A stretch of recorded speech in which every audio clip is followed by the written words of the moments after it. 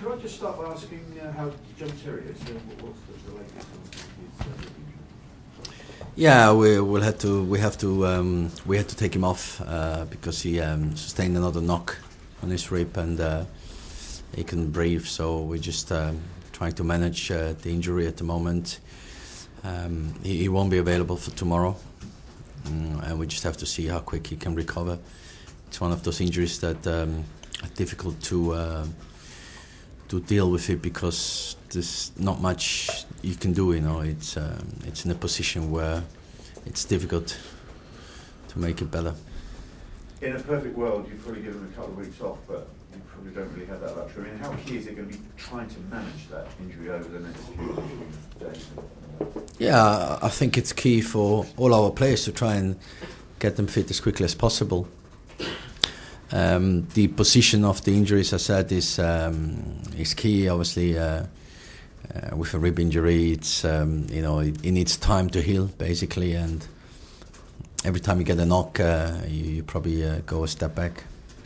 Given that he's played every minute of every game between Chelsea and Barcelona in the Champions League, I mean, just how important is it that he is right for that first leg of the second? Well, we've got some games before that, so we just have to take it game by game and try to see how it is, how the pain level is. Easter, you got 2 games in 3 days. I mean, that's not ideal coming off the back of a Champions League game.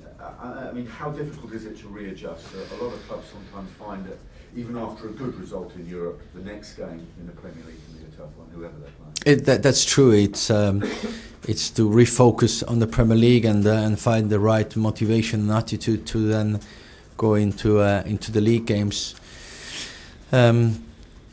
It proves difficult to everybody, and we will make use of the squad to be able to freshen up the team as well and to have the right mentality to go into this game tomorrow. That's going to be one of the really important things, isn't it, over the next few days, trying to work out who's got the legs and who hasn't, as much as preparing for the game is picking the right team, isn't it? That's correct, yes. Also, managing the injuries that we get over these games and the previous games. So, but I'm pleased that everyone or almost everybody is available, and it's very good for the team. You know, we have some very good players, quality players, and they'll be able to show their strength. How do you see this race for the top 4 places unfolding over the next few weeks? I think it will go right down to the last game of this season.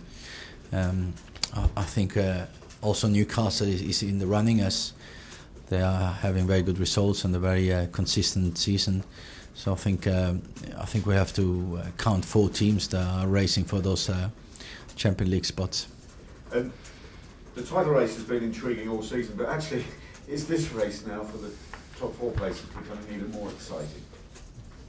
I think it's been a great season because nobody has really run away at the top, and nobody has really fallen away at the bottom. So it's been an interesting and exciting season for everybody, especially for the supporters, I guess. And there are 4 teams at the moment involved in the race for the 4th spot, and it's certainly interesting.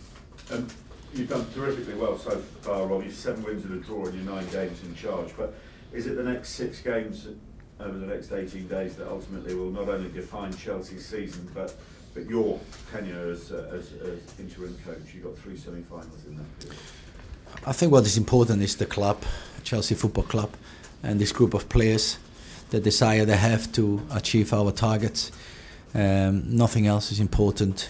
I don't think it's just the next 6 games. As I said, I think we'll have to fight and show this desire to win until the last game, because I think we'll be fighting for that fourth spot until the last game.